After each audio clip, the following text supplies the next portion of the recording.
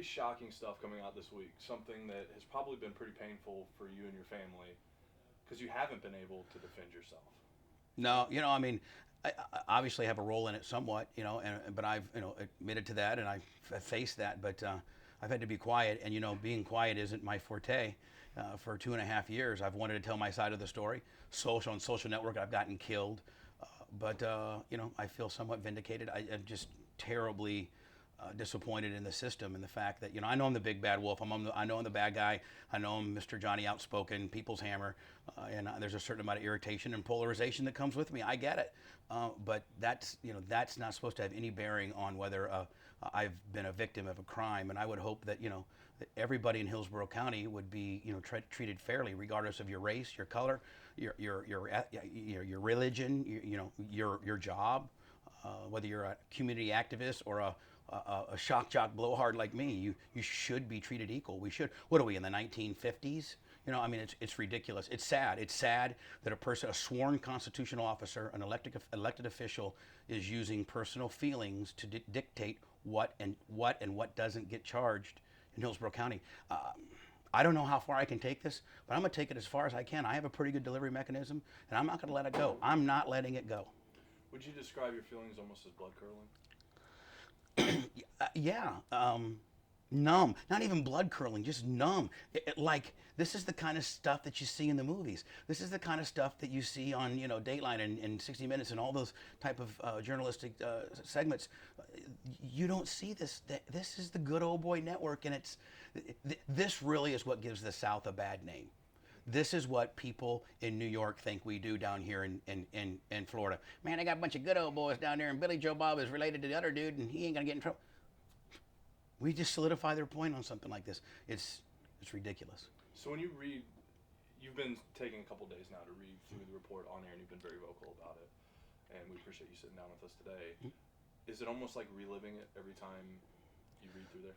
No, it's actually somewhat therapeutic because, here's a sworn police officer who did his job, spent over a year investigating this, and he is exactly validating everything I've been saying, or what I haven't been able to say, but is the truth. More importantly, I don't know this police officer. I've never met this gentleman. Obviously, I have a good working relationship with TPD, as I do every agency because of my foundation.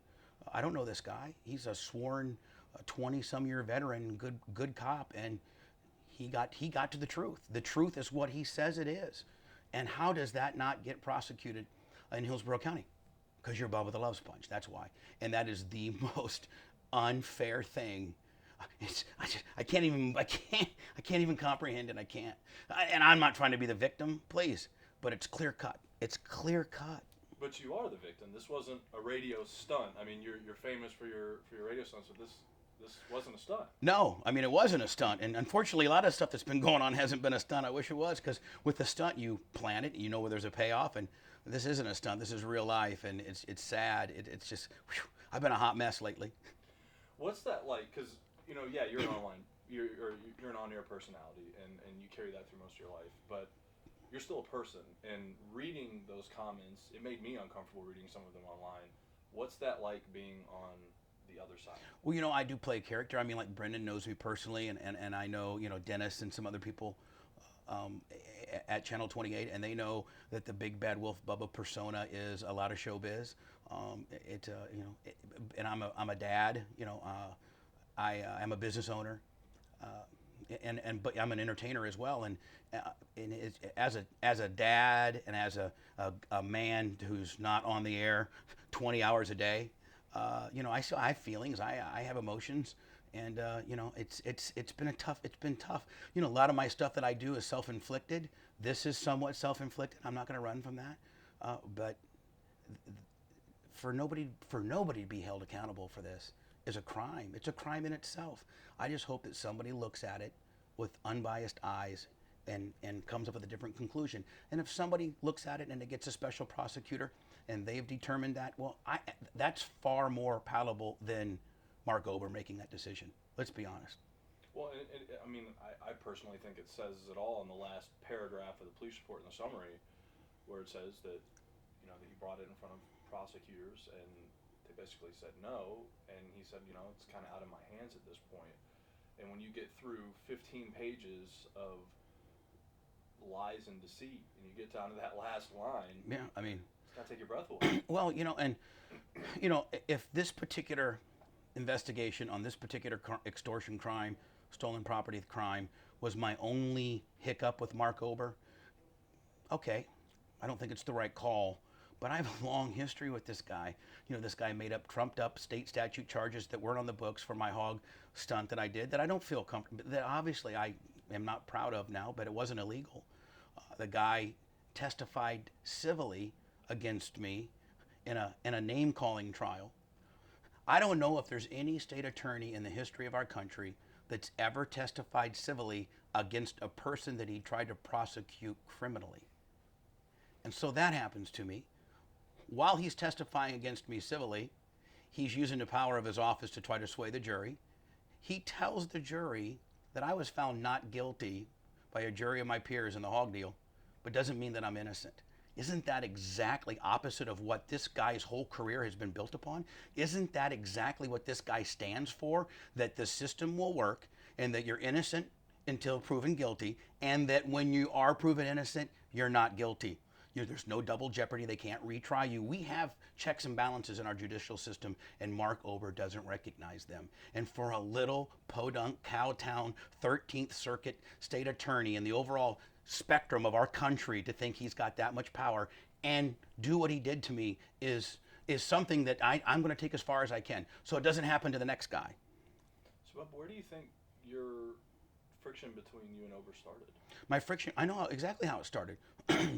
There was a guy, there was a 15-year-old boy in Gibsonton, his first month after he took over the office because the other guy killed himself underneath a bridge. And this 15-year-old boy was drug out of his home in Gibsonton and was raped by bad guys and shot execution style in the river. And I burnt his fax machine up because he wasn't going to charge these two guys with it was some kind of whodunit, and I don't know. I think his shadiness started then. And from his very first controversial call as a state attorney, I was on his ass, and that's where it started. And he's made my life a living hell. I've had 3-4 stupid trials because of this guy. It's cost me 7 figures or more defending myself against Mark Ober's actions, of which I wouldn't have been arrested or prosecuted in any other country, any other county in Florida, let alone in our country. It's ridiculous. I'm the only person that's been arrested and threatened to be put in prison for 5 years over a radio stunt, over a feral hog that was killed by a professional hunter, when now we pay people $500 and we have hog hunts. But I was going to go to prison for 5 years? I mean, what else is there to say? I know it's not easy to root for me. I know that it's not easy to think Bubba's being the victim, and 90% of the time I'm not the victim. I'm the victim here. I know it hurts to say I am, but I am, and it sucks. And I'm not taking it laying down. I'm going to fight and scratch until they take my microphone away. I think Brendan has called it my bully pulpit before. And Brendan, I don't blame you, buddy, because it is. And I'm good at it. And I'm going to use my bully pulpit like you've never seen before. So tell me, I hate to, keep going back to the feelings, but I feel like you never get represented as being a person. I feel like you're always targeted as this on-air personality. Mm-hmm. And someone you trusted, someone that has been an employee of yours for years, that you paid, as you said, very good money. $120,000 a year base and another $40,000 or $50,000 ancillary. Matt Lloyd was making, at one time maybe $200,000 a year for a spell, and he was most mad at me when our Sirius funds got taken away. Matt. And listen, I'm the boss, and I know what I pay my employees, and I don't think this is illegal to disclose this, but he went from making 120 base to 80 base, and that's what his huge axe to grind with me.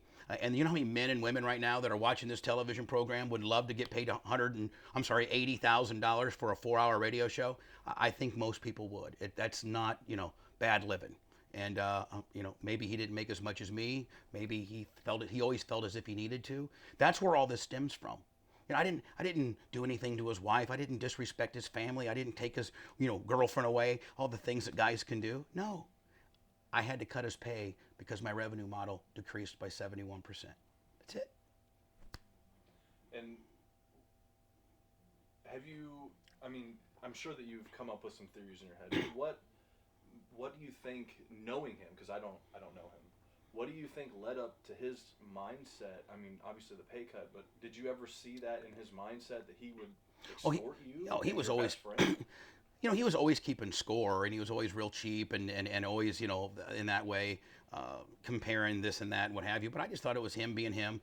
He would never buy lunch for the guys. We used to have this Bubba lottery where we bought like little employee stuff, and he never would participate. And so I always saw that. But hey, listen, I'm not going to tell a guy who works for me or that he has to participate or buy lunch. That's just what guys do. He never was like that. I'm not wired where I think I could extort. I've never extorted anybody, so I don't know what a person that extorts thinks. Or is it a mommy or daddy factor? Did you not have a dad growing up and you feel you have to compete against every man? I don't know what it is. I don't think that way. So I don't know what it is. I don't know what it is. To this day, I really don't know what the smoking gun issue was, other than But everybody took a pay cut. I took a pay cut. I felt as if that I've been told that was his number one, what he was most upset about. So, and in people's private lives, they do what they do, and that was something that. Don't be nervous. We'll just lay it out. No, say it like it is. No, that's something that we're talking about the act itself. Yeah, that's something that took place in your private life that you said was consenting between all factors, and you said your biggest mistake was putting a camera where somebody didn't know about it. Well, it was my home surveillance. And I'm not going to get into logistics of that, but I have home surveillance. And, the bottom line is, listen, we all change in life. And, I'm Bubba the Love Sponge, and I'm probably not the most conservative person in the world. I mean, I'm probably fairly liberal than probably most. I think that people do things in their private life that they're probably, hindsight, aren't very proud of. I think my moral compass has changed. I have a wonderful girlfriend. I can't fathom that now. So it was 3 consenting adults. Hey, listen, there's a lot of probably really crazy things that people in the media and athletes and singers and even the private sector do that they don't want people to know about. And I just happen to be a guy who got caught doing some freaky stuff. But you know what? A lot of people do it. Again, I think my moral compass has changed tremendously. But if I think a lot of people would be hypocritical to say that doesn't happen in other people's lives as well. I don't think I'm this freak of nature. I just happen to get my hand caught in the cookie jar and shouldn't have shouldn't have preserved my home surveillance. So, but I'm not going to shy away from it. I'm not going to say it didn't happen. I'm not going to say that I didn't have a part in this issue in itself. I'm going to man up. I'm going to take responsibility for what I did, including but not limited to if the act that I did was still under was not timed out by state statute of limitations, I'd be facing a crime as well. I'm not going to run from that. I'm not. But when you own something, whether it's morally right or not, it doesn't give anybody the right to distribute it. It's my property. It's my personal life. I obviously didn't want anybody knowing about it. It's not an illegal act in itself. It was 3 consenting adults. But it's nobody's business, and it's not your right or anybody else's right who has any type of axe to grind with me to steal it, let alone steal it and distribute it and ask $1 million for it with the ulterior motive to, 1, get rich, and 2, cost me my other morning show, which I had and did. So bring me to your mindset of when you, 1, held on to the DVDs, and then 2, brought them to your office. Kind of go over that. Well, I've talked about that on my show a lot, and the fact that I was going through a very contentious divorce, and I had these DVDs at my home, and I was advised to get them out of my home because I had to vacate my home for 60 days during the divorce in order for her to get her stuff out. I lived with my sister, and I did not have any control of my home or whatever was in it. If I wanted to get any underwear or any toiletries, I had to have a police officer or my friend accompany me. She had to not be there. So this was obviously some sensitive material that I just didn't want floating around. And again, I will acknowledge that I shouldn't have had it around at all, but it was. I can't take that back. And so I decided to secure it in my office. At that point, I've had people. Matt worked for me for well over 15 years. I've never in all the years of having my group of guys together ever had a theft of anything. Nothing. Nothing's ever been stolen. Why do I think this? Why would I think otherwise? It was put in one of my personal box containers when we moved here. obviously somebody sized it up and knew it was in there, and took it. And the chain of custody is pretty much that easy, and that's what I testified to the feds and to the state attorney. Why hold on to it? I can't answer that question. I acknowledge that I shouldn't have had it. I acknowledge I should have destroyed it, but I didn't. We could sit here and Friday morning armchair quarterback why I didn't do, but I didn't. The honesty is I didn't destroy it. I had a copy of it. So when, I know it's in the report, when did you realize that this is gone? Well, when the minute that Matt had taken it, about a month later, I suspect I don't know what the time frame was, but he sent a screenshot or a picture of it to the Dirty, and then obviously I saw it online and was told about it real fast. At that point he'd already stopped working for me and he was doing his own show, and I was on a wild goose chase. I didn't know where it came from, who had it. Nobody was actually, nobody here obviously knew anything about it. I went upstairs and they were gone, and that's when I knew I'd been ripped off. When did you first realize that it was Matt? When you first suspected it was Matt? Probably right when Gawker first blasted it. I started at that point, just kind of deducting who couldn't and did have access to that area, and I kind of remembered how he's a vindictive person. He, over the years, has said that karma is best served on a cold platter. So, I think as soon as I saw it online, I kind of pretty much knew, and everything that I testified to the feds and to the state was validated. I sat down with the feds in October of 12 and laid out exactly the same story I just did with you. They obviously did their job, their due diligence, and thought and believed what I said was true, and that's what got them on Spice's tail. So what would you like to see done about, one, this, and two, about the Oprah situation? Well, I think it's threefold. I think that they need to prosecute Matt and at least put it in front of a jury of his peers to determine if they think that it's a crime. If anything's polarized, just like my hog deal, Mark Ober's excuse to throw me on trial was, listen, I want to throw it to the trial and I will abide by whatever their decision is. This is such a hot topic. So the way the system works is then whatever they determine. He did his job. He threw it, he gave it to the community. They decided whatever. I think this is the same instance. And I think that whatever that verdict may or may not be could end up being case law and a deterrent for this happening down the road. This in this area is the first one of these. This is the most high profile celebrity sex tape, if you will, we've had. Unfortunately, I'm involved in it. But if people think that they're allowed to do this, other people could be subjected to extortion. Other bosses that have employees. What does this say for people that work with, trusting bosses who may not who may not lock their offices at night? And I mean, this is really a slippery slope. And at least it needs to go in front of a jury to see if the data within the police report is right, and then Matt and the lawyer and Matt's wife, Tasha, will face justice. They could be found not guilty. Then the system worked.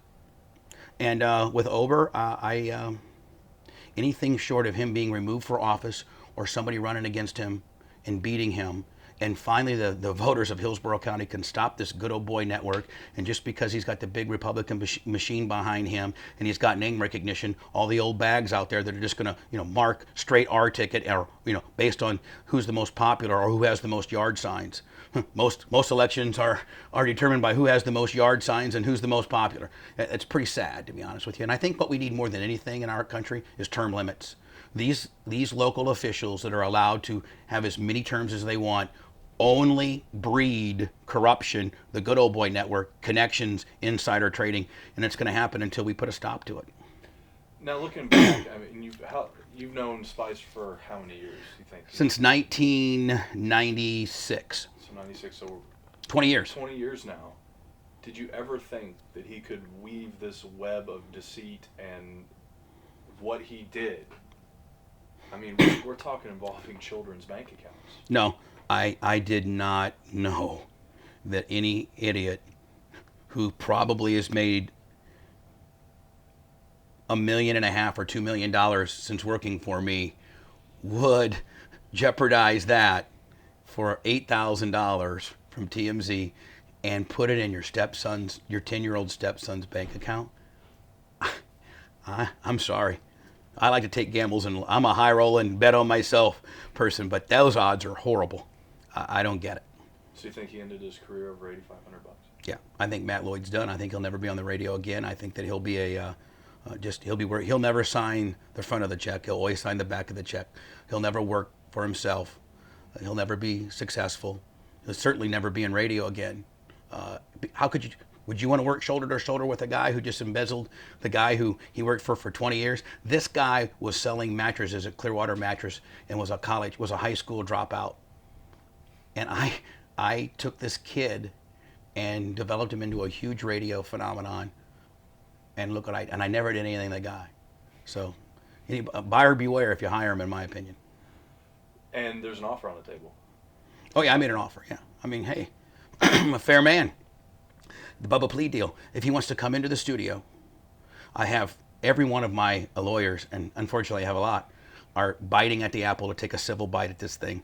OJ didn't go to jail, or OJ didn't get in the most trouble over the criminal deal. He got away with it. OJ got hemmed up on the civil deal. I got a huge civil situation here. So does Terry, and so does Heather. He could be giving me I could be garnishing his wages for a long time. This is absolutely 99.99% civil, slam dunk. So if he wants to come into my studio, admit what he did, so that his testimony goes along the lines of what the TPD found out, and he wants to buy everybody lunch because he's cheap. Everybody gets a lotto ticket, and he has to profusely apologize with real tears, then I will promise not to proceed civilly. And this is something that you guys have speculated goes far beyond just him. That it goes into even competing radio stations. Yeah. Tell me about that. Well, I mean, Nick Denton, the publisher of Gawker, on his deposition, which is public record, testified that Gawker received the footage from Tony Burton, from Don Buchwald and Associates. Tony Burton happens to be the agent of Mike Calta. Mike Calta and I have had a horrible relationship. He did Afternoon Drive on I was the flagship morning show for, and him and Matt didn't like me. And Matt, in my opinion, when he couldn't get the big $1 million payday, and the tape was worthless at this juncture, I guess it was worth $8,500. He gave it, in my opinion, to Mike Calta. Mike Calta got it to Tony Burton, who's his agent. It's already been testified and sworn to that that's how Gawker got the tape. And the only value that tape had at that point was to get me fired from Cox. And Cowhead be promoted, or Mike Calta be promoted to mornings. And look what happened. So now it's only a matter of time before I'll be able to prove that. So. And what do you think will happen when you do prove it? I can't wait. I don't even. I don't know. I can't wait. I hope I'm pleasantly surprised. Now, have you and Terry had an opportunity to discuss this at any length? No. I've only seen Terry during depositions. That's it, and it's very unfortunate. If that's what I deserved, then I understand. I would hope that maybe one day we could reconcile. He was the best man at my wedding. He's the godfather of my son. So maybe I'm not worthy of him forgiving me, and I certainly wouldn't blame him for that. But I would hope that the old expression "time heals" might happen here. You plan on reaching out to him at all?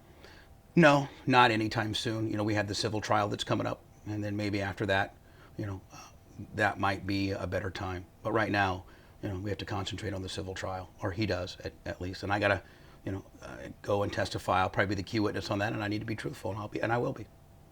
What have those conversations with your family been like during this whole process? I've tried to shield my son from it. I don't think he knows a lot about it. But my girlfriend's been very supportive. It's obviously something I don't like to talk about. It's something that, it's not Father of the Year material. So I try not to, I hope that it will go away soon. Maybe after March it will. Now, going through an incident like this has got to just destroy your trust in just humanity in general. Somebody that was a close friend of yours for years doing this, what's changed? Even at your business and your personal life, what's changed since then? Well, I pretty much just do a few things now. I don't really go out much. I'm either at home with my girlfriend or I'm at the racetrack with my son, and that's pretty much it. I've tried to insulate myself, with regards to changing my phone number and not being as easily accessible. I'm very giving and too open. I'll talk to anybody, and I need to just kind of distance myself a little bit from. There's been a lot of good people in my life that end up being bad people, and I need to just take kind of a time out with just people and just center myself around my family and my workers that are still with me and my loved ones. Has stuff changed around here? Around BRN? No, hell no. We're having we're having as much fun as we ever had. I think that we have the best lineup we've ever had, and I think that we've been doing some of the best shows we've ever had. I can't be any more thankful to Beasley for sticking up for me and standing behind me in the midst of some of the stuff that I've been through. And I got a really good bunch of people, and more importantly, my affiliate Beasley, who has me on 2 stations, have been very, very good to me, very fair, very good to me. So what's next for Bubba The Love Sponge? If I was to be dead honest with you, what's next for me is to retire. And I've never said this to anybody, but I don't want to do this anymore. I don't. Why not? It's just this has just really showed me a side of people. I'm getting very emotional here, and I didn't anticipate this, but I'm not having. I'm having fun, but I'm having a hard time trusting people, and obviously people can do anything they want to me, and it doesn't matter. So why do I even need to play this game anymore? I got a big house that's almost paid for. I can downsize it. I got a pretty good savings. I got some nice investments. I'll be okay. But if people are allowed to do this to people and it's just the Wild West based on who you know, then I don't even want to be in the limelight, be on the radio, talk to people. I don't want to play this game anymore. I'll go. I have some nice property in Ocala with my racetrack. I'll go get and build me a nice place up there, and I'll be out of here. And it's faster than any of you would suspect, because I'm over this. It's just I can see it in your eyes, man. It's just, yeah.